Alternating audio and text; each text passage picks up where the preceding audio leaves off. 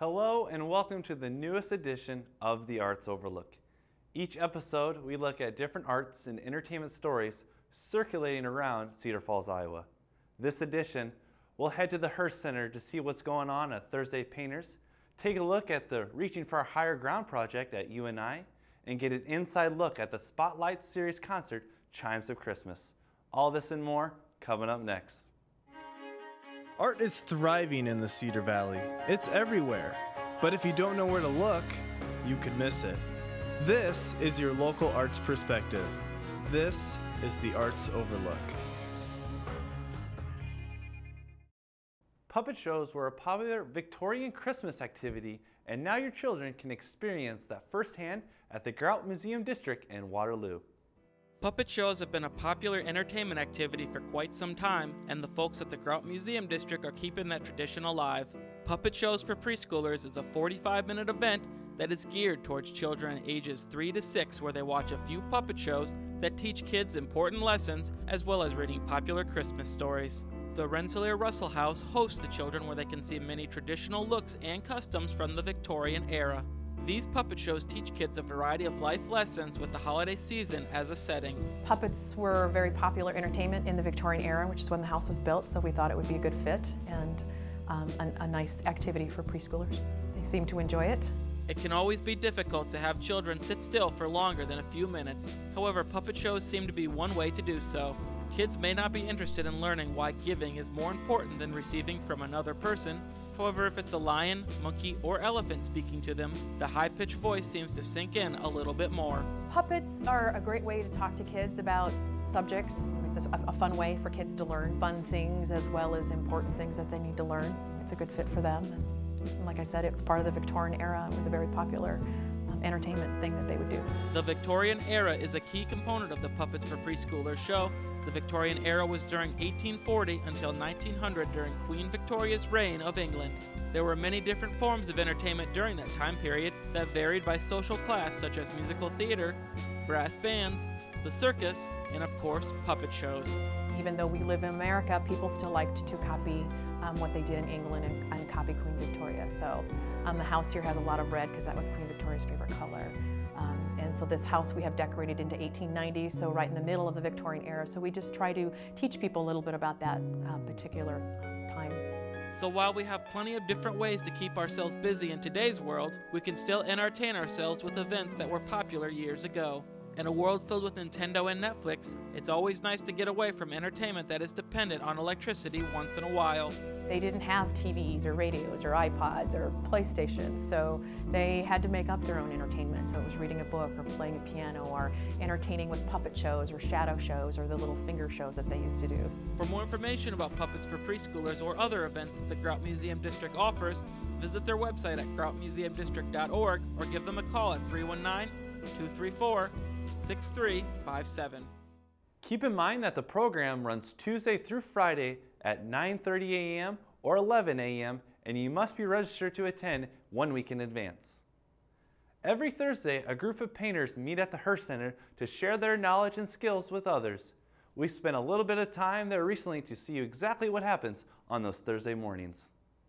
On a Thursday morning here in Cedar Falls, Iowa, down at the Hearst Center for the Arts, you can find the Thursday painters all gathered together, greeting each other with smiles, laughs, and this time of the year, Christmas cards. When the Hearst Center opened its doors for the first time in 1989, the executive director at the time offered the emerging painters, who has grown from 15 to now 40 members, a room of their own in the Hearst Center to paint together each week. We were a group before Hearst Center opened up. Marie Cook and Dolores Franzen were the ones who instigated it. And Mira Goyle, an Indian friend of ours whose husband was here, got us into the Hearst Center. She approached them when the Hearst Center opened, and we've been painting here in this room ever since. The Thursday painters try to stay away from doing any sort of art that involves a smell/odor to be courteous of those with allergies in the group, and the painters come from all over eastern Iowa to meet up on a Thursday morning. They are a friendly group as they enjoy helping each other out with each other's paintings. Watercoloring is their trademark, but they are open to all kinds of art. Everyone does what they want to do, and a lot of us go to workshops and come back with a lot of ideas from workshops, and we do similar things. But every Thursday, people bring things that they have been painting on and continue. And we have gotten into pastels. Quite a few of our group went to a pastel workshop and are doing pastels. We have some doing acrylics, but mostly watercolor. The Hearst Center does showcase their paintings from time to time, but the Gallagher Blue Dome Performing Arts Center on the 3rd floor is where you can find a yearly showcase of the Thursday Painters artwork on display. Running show at the Gallagher, we change our paintings every 4 months, and we try to do seasonal shows there. And it's on the 3rd floor at the Gallagher. For those of you in the community that have been looking for a group to join and showcase your artistic abilities, particularly in the watercoloring department, stop on by the Hearst Center for the Arts on a Thursday morning from 9:30 a.m. to noon and meet some wonderful people that are eager to see your artwork. Thursday's painters meet from 9:30 a.m. to noon every Thursday. Whether you've been painting for years or just starting out, the Hearst Center would love to see you there. The UNI School of Music works hard to bring high-quality music to the Cedar Valley, and they deliver during their holiday season with their Chimes of Christmas concert. Tuesday, December 4th, the Northern Iowa Symphony Orchestra and combined choirs put on their Chimes of Christmas concert in the Great Hall of the Gallagher Blue Dome Performing Arts Center. Rebecca Burkhart was the conductor, and she introduced Ralph Vaughan Williams' piece, Hodie.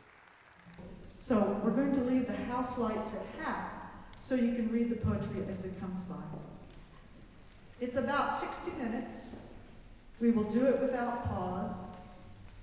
I urge you to sit back and enjoy the beautiful sounds that Vaughan Williams has created, coming from your children, your friends, your students, and your faculty.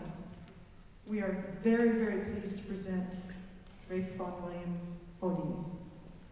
As the conductor said, the audience was invited to follow along in their program as the choir would sing the narration and the orchestra would play the songs of the Christmas story as it is written.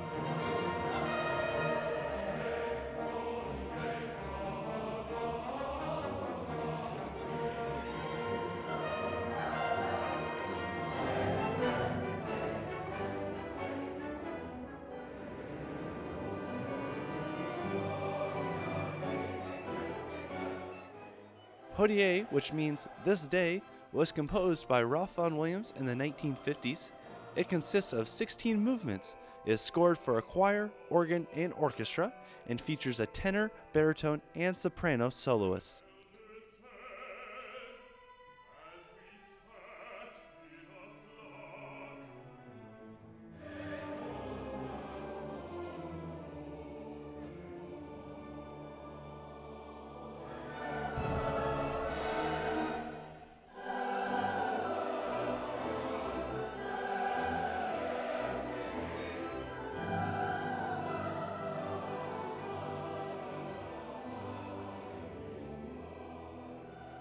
This concert was part of the Spotlight series for the UNI School of Music and was free for UNI students. Performances like this are made possible through the support of the patrons that were in attendance on Tuesday night. There are 2 holiday concerts left for the UNI School of Music. The UNI New Horizons Band Concert is Monday, December 10th at 7:30 p.m. in the Great Hall of the Gallagher Blue Dome Performing Arts Center. And the UNI Children's Choir Concert is Friday, December 14th at 7 p.m. in Russell Hall on the UNI campus. For future performances from the UNI School of Music, you can check out their event calendar at uni.edu/music/events. The Reaching for Higher Ground project aims to build a strong campus community with a more accepting mindset of different viewpoints and backgrounds. We had a chance to sit with some of the members of the project. The 2012-2013 Reaching for Higher Ground theme is The Search for an American Dream, which will be examined through the lenses of social justice, education, and economics. The entire campus community is invited to embrace this project this year. Each week you can find a different event that you can attend to be a part of this project. There are film screenings of American classics and lectures discussing the American dream. This is the Reaching for Higher Ground project is a campus-wide kind of initiative that usually has a very specific topic. This year it's the American Dream. So a lot of different events that happen on campus, whether it's lectures, film screenings, panel discussions, they've tried to really kind of have all of those have kind of a central theme of the American Dream.